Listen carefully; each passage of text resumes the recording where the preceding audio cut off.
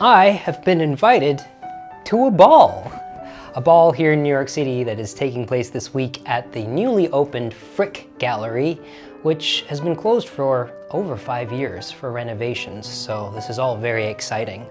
It's a black tie event, and the theme for the ball is Porcelain Garden. The Frick has been adorned with these incredible porcelain flower arrangements that have been made by this artist. I had the opportunity to see them a few weeks ago, and they're out of this world.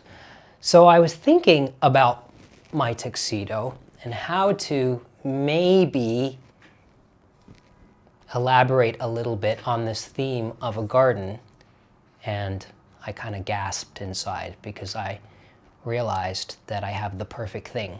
And that perfect thing is actually my most valuable piece of clothing. Valuable to me sentimentally. And today I would like to share with you the story of this incredible garment. So, where this story starts is way, way, way back when I was maybe 5 or 6 years old, maybe even younger. When I was really small, my sister and I had a boxed set of Beatrix Potter storybooks, and my mom would read them to us before we went to bed. My favorite of all of those was The Tailor of Gloucester, and the book starts something like in the time of tails and periwigs, when men wore full-skirted coats with lappets. There lived a tailor in Gloucester, and this shriveled up old man lives in a tiny little shop at the back with his cat, and he makes the finest clothes. And although he works with the finest silks and embroidery threads, he himself was very poor and was clothed in tattered clothing. While the tailor gets a commission to make a coat for the mayor of Gloucester and a vest, and the vest was to be embroidered with pansies and roses, and then he falls sick, and the wedding's coming up, and he doesn't know what he's going to do, and he has a fever. Well, the mice that live in his shop, that he has been good to all these years, protecting the mice from his very naughty cat, they feel sorry for him. So the fabric is all laid out on the counters, and at night the mice make this beautiful coat and the vest for the mayor of Gloucester. And on Christmas Day, when the wedding is to take place and the tailor wakes up and is like, what am I going to do? There on the table was a waistcoat and a coat that had been sewn and embroidered with stitches so small, you would only believe they were made by mice. So that was my favorite story growing up, because my mom sewed every night in the basement. Her second job was making curtains to make ends meet. And she would say goodnight to us, and then we would say, are you going to sleep? And she'd say, no, I have to go and sew. And we would often say, Ma, wouldn't it be nice if you just went to bed and when you woke up, mice had sewn the curtains? And we would just have a little chuckle, and then she would unfortunately descend down into the bowels of the house to sew. And I would often go to sleep to the sound of the industrial sewing machine going.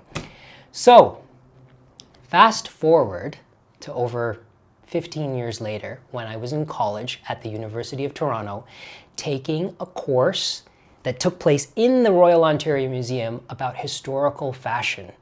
And the course was taught by a fantastic professor, Alexander Palmer, and one of our reading materials was this book, Historical Fashion in Detail, from the 17th and 18th centuries, pieces from the Victoria and Albert Museum.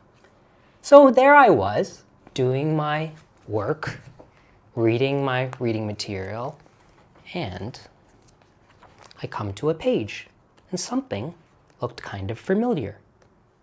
So I zone in on this little thing, and I start reading, and I just gasped.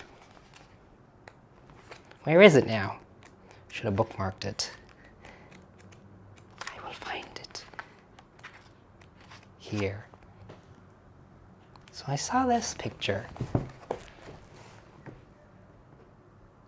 and it looked strangely familiar, but also foreign at the same time. And then I read the description. So this is a man's formal waistcoat of satin embroidered in colored silks and chenille, English 1780s. And at the bottom of this description, it says, "This waistcoat has a claim to fame as it is illustrated in The Tailor of Gloucester by Beatrix Potter. It appears several times in the book, but is particularly well known in the illustration with the note, 'No more twist,' because the mice ran out of twist for the buttonholes. So in the place of the last buttonhole, they pin a tiny note saying we didn't have any more twist." Beatrix Potter visited the Victorian Albert Museum when preparing her book and arranged to have a selection of 18th century men's outfits put out for her to draw. These drawings were so accurate that they are an invaluable guide when identifying the items she selected. So she copied this waistcoat almost exactly in the illustrations of her book. And when I saw this in this book, I went home and took out the Tailor of Gloucester and compared them side by side, and I was just beaming. I mean, this is the real thing. I also went online and found a full photo from the Victorian Albert of the waistcoat in its entirety. And this really does look like the waistcoat that she illustrated in watercolor in her book. Now, as one does, one starts to fantasize and imagine, and then one brings one's fantasies into potential reality by making some connections. And I had remembered on a trip to India when I met a relative that this relative, who I called Auntie Revathi, she had said, "Rajiv, if you ever need anything embroidered, there is a convent here in Chennai where the nuns are mute and deaf, and they embroider to bring in an income for the convent. So you can send anything here and I'll have it embroidered." So I started thinking, and I called Revathi Auntie and I asked her if I could send her some silk and some illustrations and if these nuns would consider embroidering this waistcoat. And they did. And this thing took, I think, like a year and a half or 2 years to embroider. It came to Toronto. I was just blown away. And then I was too scared to cut this up and make it into a garment myself. So it was a couple years later that I ended up in London on a trip, and I went to a very well-known tailor, the only place that I would trust with something like this.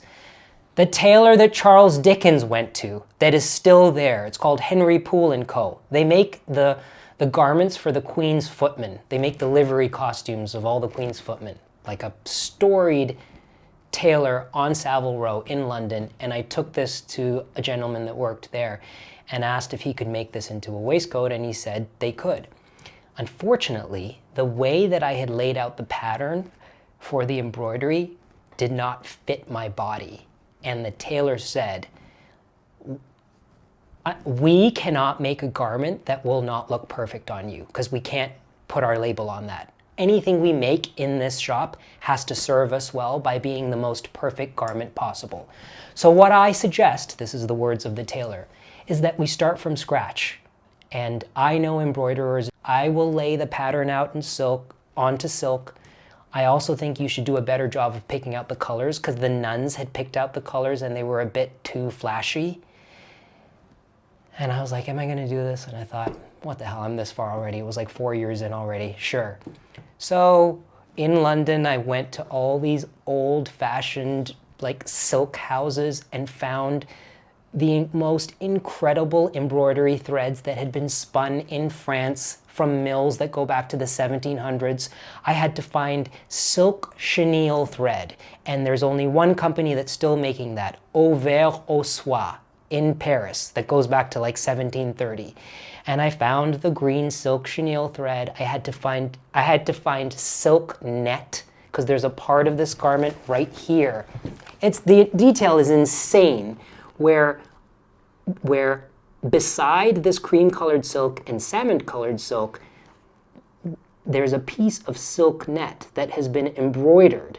I mean, it's the tiniest detail, but the only way that this and this is connected is by the embroidery.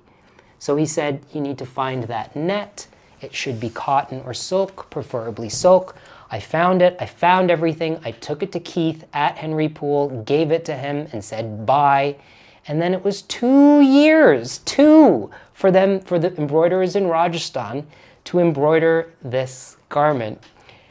And there was an update once that he sent me where he said he asked for a picture from them and they sent it to him and it was in their workshop. I'll try to find it. And there's a goat in the background.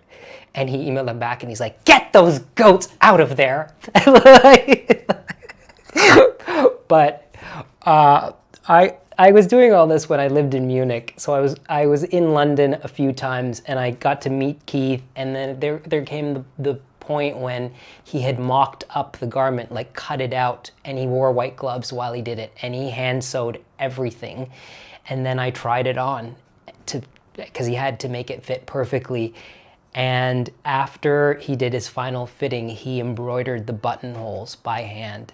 And I cannot tell you the feeling of owning and putting on a garment like this. It is, to me, in every sense of the word, insane.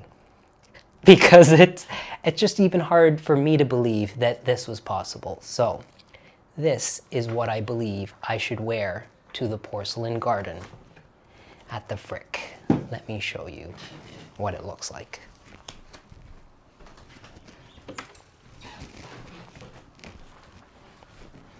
It lives in here.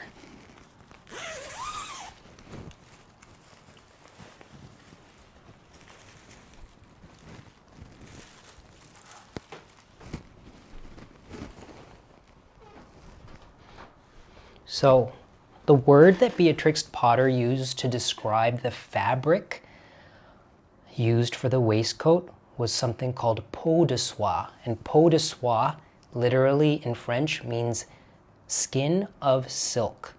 So it's a kind of 6 or 8 ply silk fabric, this cream colored fabric, that's so thick that it feels like leather. It's a thick, rich, creamy silk. And that wasn't too difficult to find, but these threads, all of the thread for the embroidery was silk thread that I picked out color by color. Beatrix Potter's illustrations in her book, as well as her writing, actually helped me when I was picking out materials for the waistcoat. She describes the waistcoat as a cream-colored satin waistcoat trimmed with gauze and green worsted chenille. And then at the end of the book, she continues that the waistcoat was worked with poppies and cornflowers. And I thought that accuracy of what the flowers were, there are forget-me-nots as well on the waistcoat, little blue forget-me-nots, all of that really helped when I was pulling the actual colors of silk thread to send to Rajasthan. And you can see the net, the silk net that has been embroidered. And the green, the reason why, I realized only when I saw it in real life, the couched chenille thread, that's also what she mentioned in her book. The couched chenille thread made of silk, when it's embroidered and sort of tacked down, it looks like little tufts of moss. This waistcoat feels like a garden, and it is. Look at these buttonholes. Well, I have to show you two things that Keith embroidered by hand. Look at those stitches. I mean, that is a master tailor. Now, look at these buttons.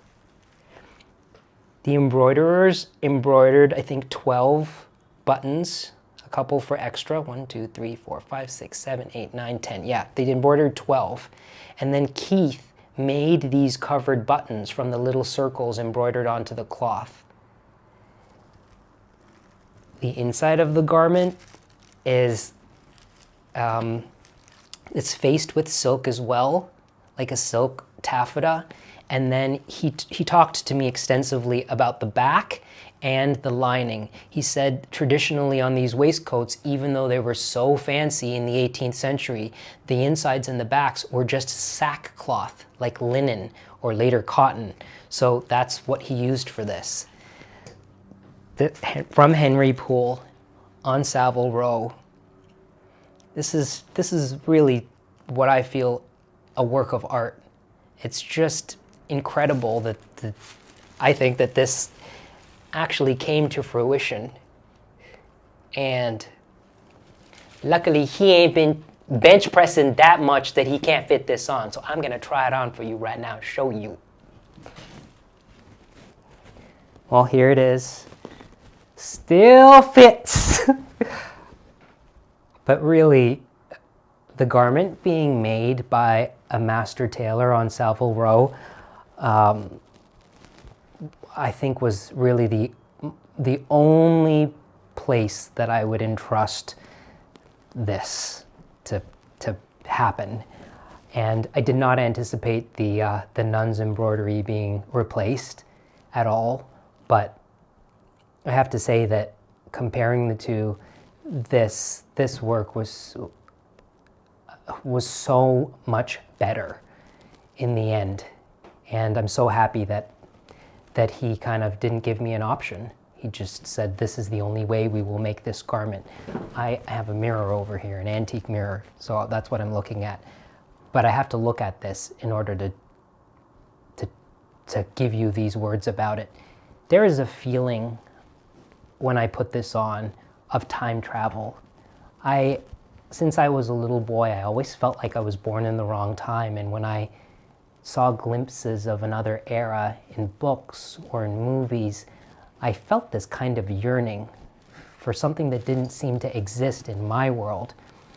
And there are wonderful parts of childhood, but one of the very liberating things about becoming an adult is being able to make my own decisions, being able to go out there and make my own money and choose what I spend it on.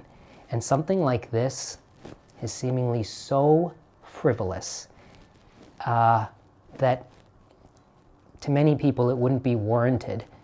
But I will say that for me, this took me to that little place that I dreamed of being when I was a boy, going back into time and making it real for myself. When I put this garment on for the first time and saw myself in the mirror, I went into Beatrix Potter's little book, and I was alive in that world. And I've worn this just once before. I wore this for the launch of my book, my memoir, The Elephants in My Backyard. We had a party in Toronto, and I wore this under a green tweed suit because it was winter, so it was really appropriate as well. And I'm gonna wear this again this week, and I'll say from that first experience that wearing this brings some of the magic of that bygone era into the night. For those few hours that I'm talking to people that might know nothing about this garment, I do feel like some of the threads are still connected to 300 years ago. And that, in every sense of the word, is something that I think we experienced as children, but we lose as adults. Magic. I think as kids, we believe in it and we play with it and we imagine those things. And then somehow as we grow up, the reality of life and the world seems to push that out of our minds, and we don't believe that it's possible anymore. But this, to me, is a little bit of magic.